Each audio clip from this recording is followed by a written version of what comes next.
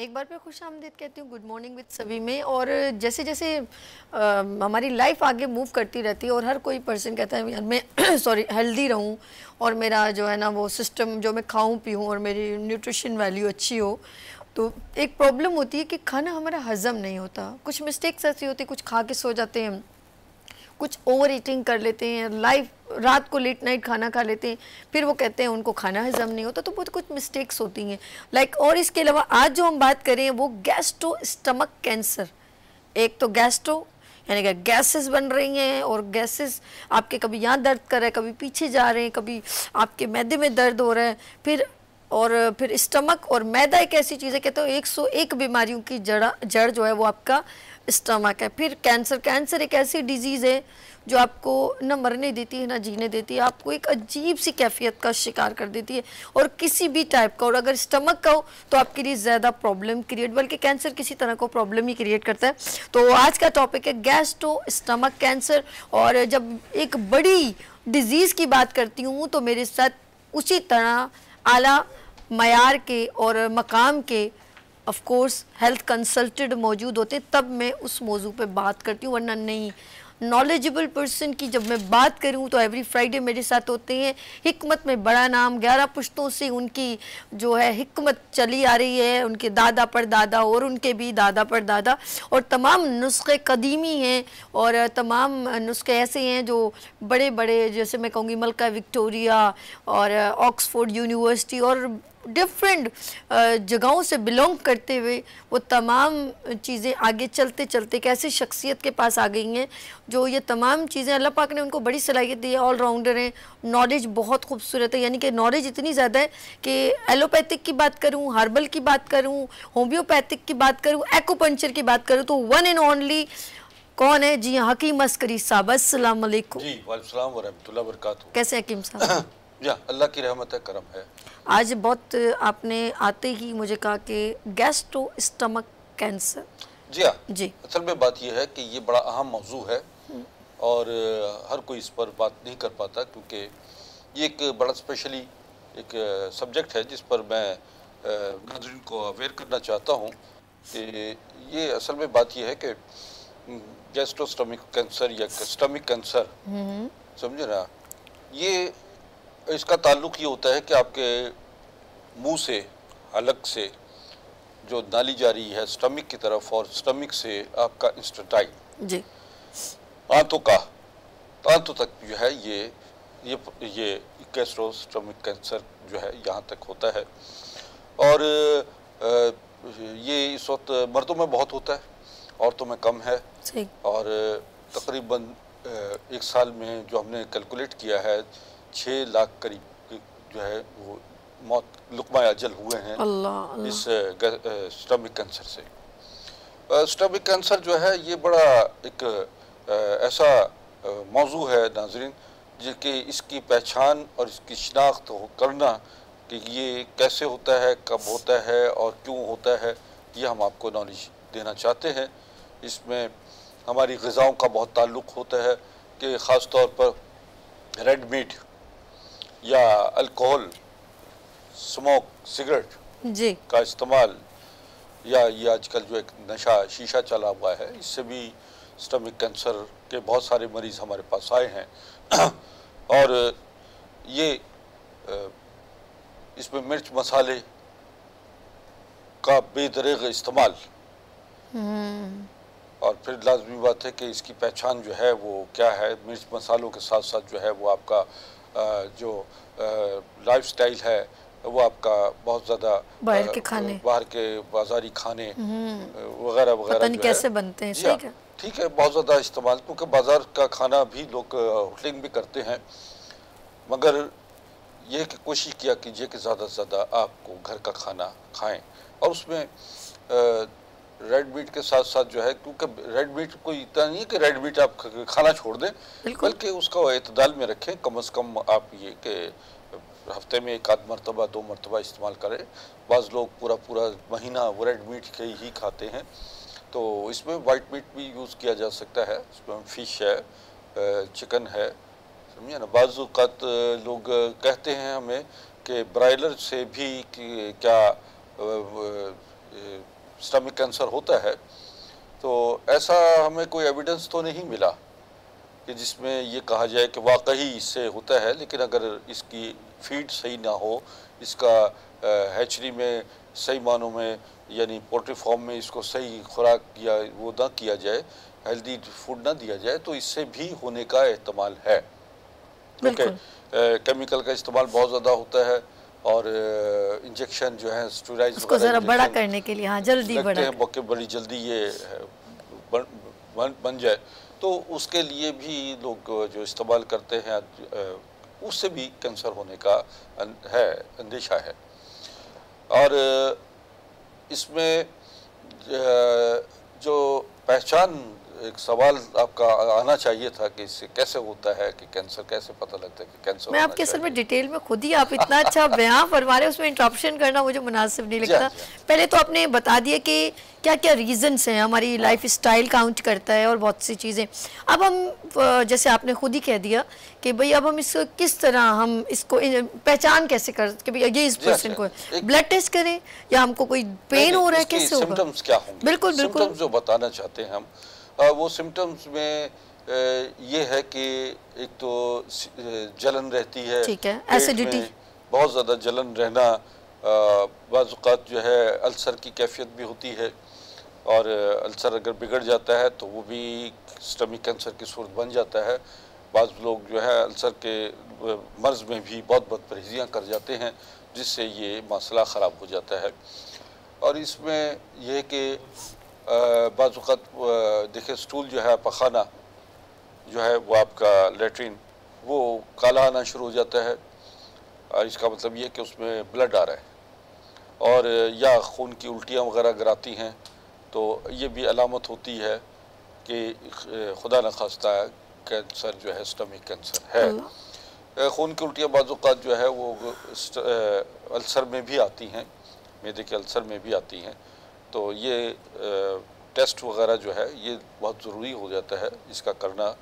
और इसका टेस्ट का तरीक़ाकार भी ये होता है कि आजकल तो बड़ा लेटेस्ट तरीक़ाकार है, चूँकि मैं ख़ुद एलोपैथिक डॉक्टर भी हूँ, साथ साथ हकीम होने के साथ साथ जो है मैंने अमेरिका से ही MD किया था, और वहीं से होम्योपैथिक और एक्यूपंक्चर और हर्बल साइंसेस में मैंने PhD किया था। माशाल्लाह। तो यूँ मैं जो है ना एक सारी चीज़ों को लेके भी चलता हूँ, लोगों को समझाने के लिए मेरी जो है वो पर मेडिकल टर्म्स जो हैं वो मैं यूज़ भी कर लेता हूँ, लेकिन मेरी कोशिश ये होती है कि मेरी बात जो है वो आम लोगों तक पहुँचे।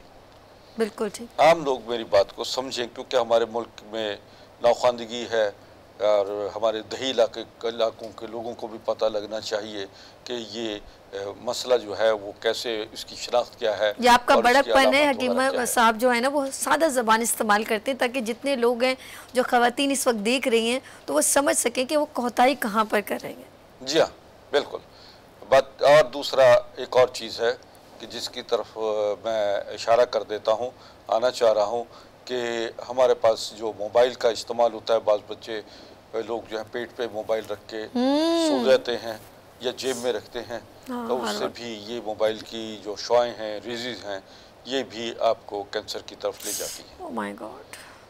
तो इसके लिए खास तौर पे तकिए के नीचे रखते हैं हकीम साहब, तकिए के नीचे रखते हैं, उससे ब्रेन ट्यूमर होने का वो, और फिर बहुत ज़्यादा इस्तेमाल करने से माउथ कैंसर का भी जो है इससे एविडेंस मिले हैं हमें कि माउथ कैंसर भी हुआ है।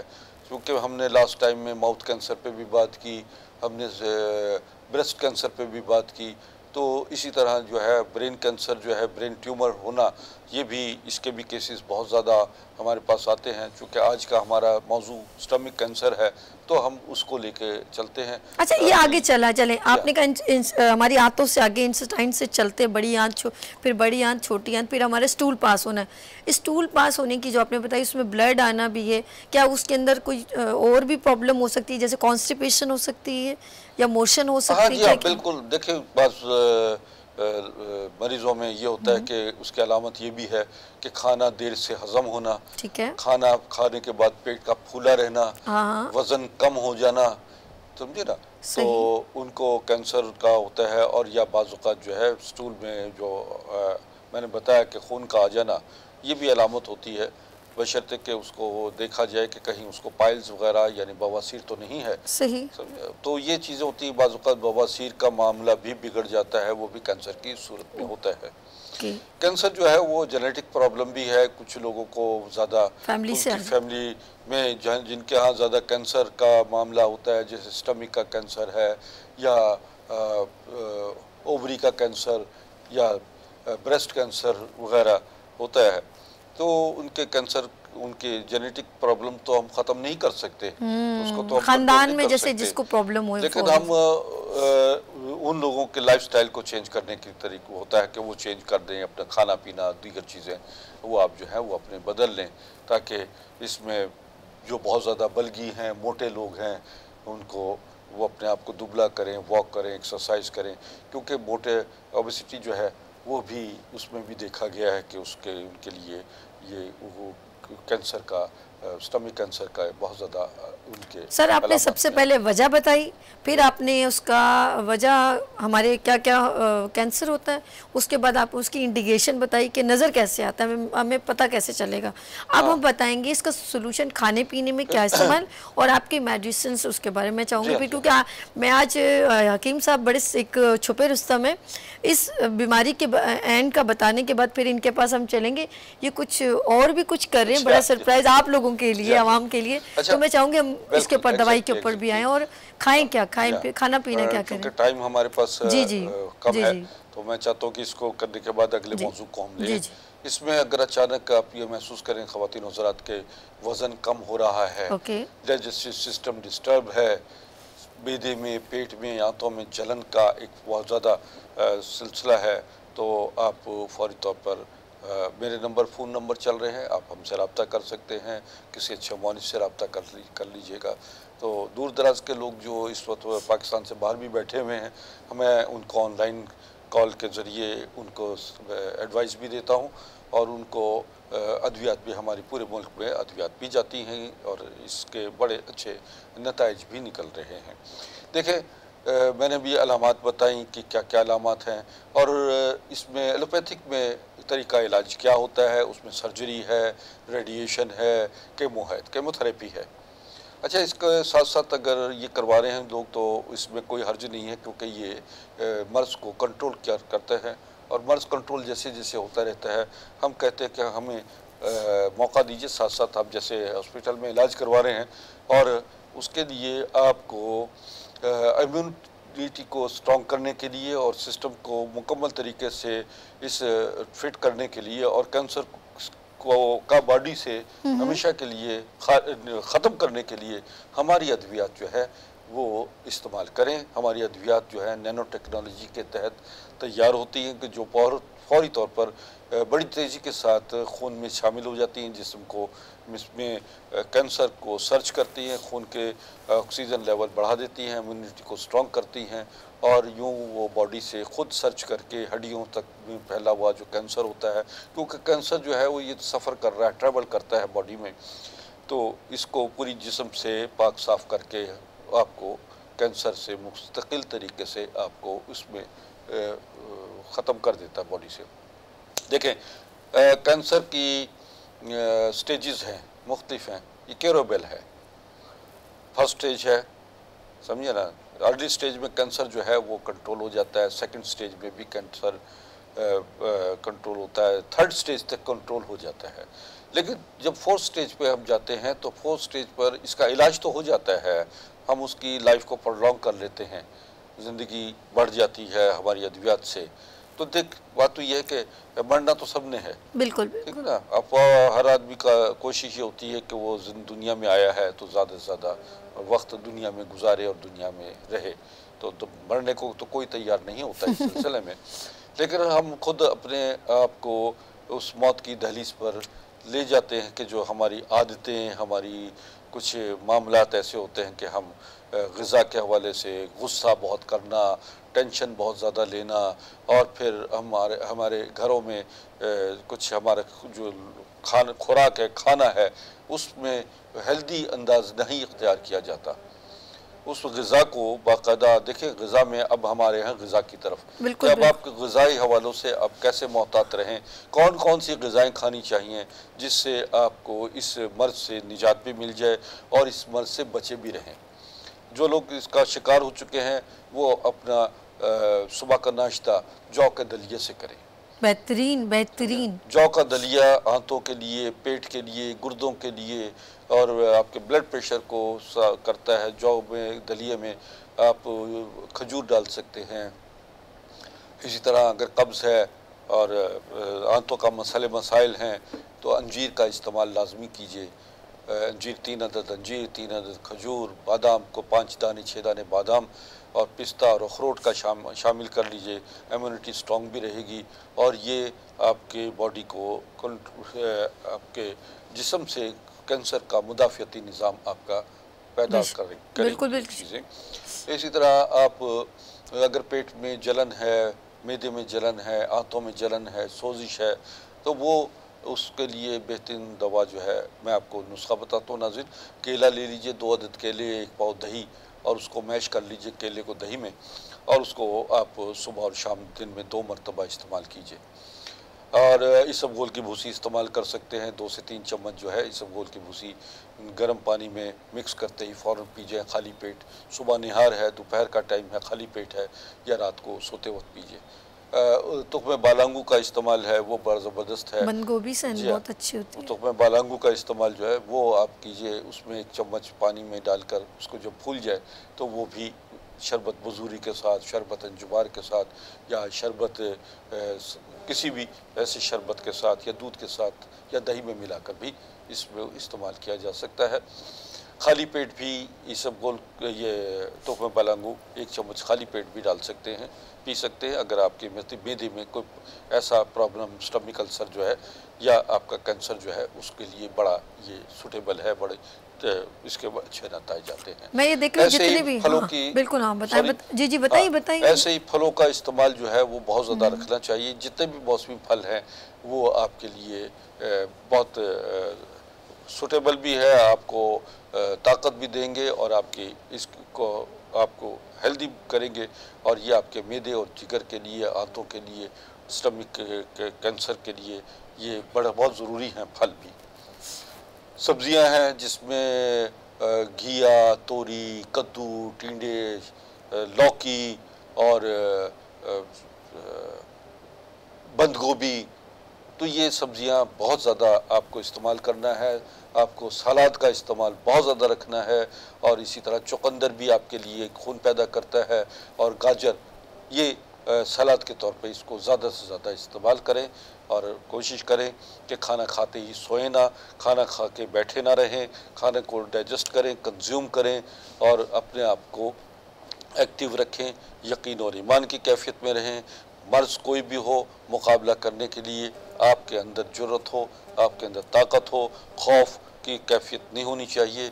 खौफ जो है वो इंसान को बीमारी से नहीं मरता, आदमी खौफ से मर जाता है। अच्छा डॉक्टर साहब ने बहुत डिटेल में आपको बता दिया है, और आप इनके नंबर स्क्रीन पर चल रहे हैं, आप इनको रब्ता कीजिएगा। डॉक्टर साहब टाइमिंग क्या आपके बैठने की और उसकी बताएं मुझे, हम फिर ब्रेक से वापस आएंगे, फिर आपके दूसरे मौजू पे भी आएंगे। आजकल तो मैं कराची में हूँ, और कराची में मैं राशिद मिन्हास रोड पर एक साइड पर गुलिस्तान जौहर है, दूसरी साइड पर गुलशन इकबाल है, इसके संगम पे मैं मौजूद हूँ। लासानिया रेस्टोरेंट के पास है कॉल्टेक्स पेट्रोल पंप, और कॉल्टेक्स पेट्रोल पंप से पहले हमारा आता है ग्लैमर मॉल। मैं इतवार, पीर, मंगल, बुध इन दिनों में मेरे टाइमिंग्स हैं, शाम 4 से रात 9 बजे तक मैं बैठता हूँ। बाकी दिनों में भी मेरे पास दूर दराज इलाकों से जो मरीज़ आते हैं उनको मैं चेकअप करता हूँ, देखता हूँ, और मैं इंशाल्लाह करीब ही मेरा विज़िट होगा इस्लामाबाद, पिंडी और पेशावर का भी। तो लेकिन जो लोग मेरे मुंतज़िर हैं, मैं उन्हें कहता हूँ कि मुझे व्हाट्सएप करें, वॉइस मैसेज करें, अपनी रिपोर्ट्स भेज दें ताकि फौरी तौर पर, और रिपोर्ट्स भेजें, व्हाट्सएप करें। मुझे ये भेजने के बाद नाज़रीन एक ज़रूर काम किया कीजिए कि मुझे कॉल कर लें कि जी हमारा नाम ये है, हमारी उम्र ये है, हम फ़लाँ जगह से बात कर रहे हैं, और इसी तरह मैं आपको फौरी तौर पर जवाब भी दे दूंगा और आपके मर्ज के हवाले से आपके लिए मेडिसिन भी, जो दवाएं हैं, वो डायग्नोस कर दूंगा। बाज़ लोग एलोपैथिक ट्रीटमेंट की तरफ नहीं जाना चाहते, उनकी कोशिश होती है कि जी हम इलाज, हर्बल इलाज करें, तिब्बे नबवी के ज़रिए इलाज करें, तो वो भी आपके लिए काबिल इलाज है। उसमें भी बहुत अच्छे रिज़ल्ट हैं, नताइज हैं। आपका जो भी स्टाइल होता है, तिब्बे नबवी में आप इलाज करवा रहे हों या आप एलोपैथिक किसी हॉस्पिटल में इलाज करवा रहे हों, आप हमसे रब्ता ज़रूर कीजिए कि हम आपको रहनुमाई भी करेंगे और उसके लिए कोई फूड सप्लीमेंट्स या ऐसे हर्बल मेडिसिन आपको डायग्नोस कर देंगे या वो कर देंगे, आपके मर्ज़ के मुताबिक देंगे, तो आपको इंशाअल्लाह उससे बहुत बेहतरीन नतीजे मिलेंगे इंशाअल्लाह। नाज़रीन, आप लोगों ने कहीं जाना, यहाँ लेंगे छोटी सी ब्रेक और मिलते हैं ब्रेक के बाद। साथ में इनका स्पेशल पैकेज भी देखिएगा, फिर ब्रेक के बाद वापस आते हैं। मसीहुल हिंद यानी हिंदुस्तान का मसीहा, जिन्होंने मलका बरतानिया, विक्टोरिया और इनके वालिद जॉर्ज हश्तम का इलाज उनकी दावत पर लंदन बिकिंगम पैलेस में किया। आप प्रोफेसर डॉक्टर हकीम अस्करी, मसीहुल हिंद जनाब हकीम सैयद महमूद अली शाह देहलवी के परपोते हैं। हिंदुस्तान और पाकिस्तान की 7 रियासतों सल्तनत उस्मानिया, हैदराबाद दक्कन, मालेरा कोटला, रामपुर स्टेट, लोहार स्टेट, सिंध की खैरपुर मेरस, खैरपुर स्टेट, सहारनपुर और जूनागढ़ स्टेट के शाही तबीब, जिनका खिताब था हाजी कुल हिंद यानी तबी स्कॉलर ऑफ इंडिया, हकीम सैयद जफरयाब अली शाह देहलवी के परपोते तबीब शाही अमायदीन सल्तनत, ईरान, अफगानिस्तान, उर्दन, पाक और हिंद के मुमताज शख्सियात के मुआलिज तबीबुल असर हकीम सैयद जफर अस्करी के फर्जंद वालिय रियासत नवाब जूनागढ़ के शाही मुआलिज, अमेरिकन क्वालिफाइड मुआलिज, चाइनीज, अरबी, इंडियन होम्योपैथ, नेचुरोपैथिक, आयुर्वेदिक, यूनानी और तिब्बे नबवी जदीद और कदीम तरीके इलाज के माहिर प्रोफेसर डॉक्टर हकीम सैयद अस्करी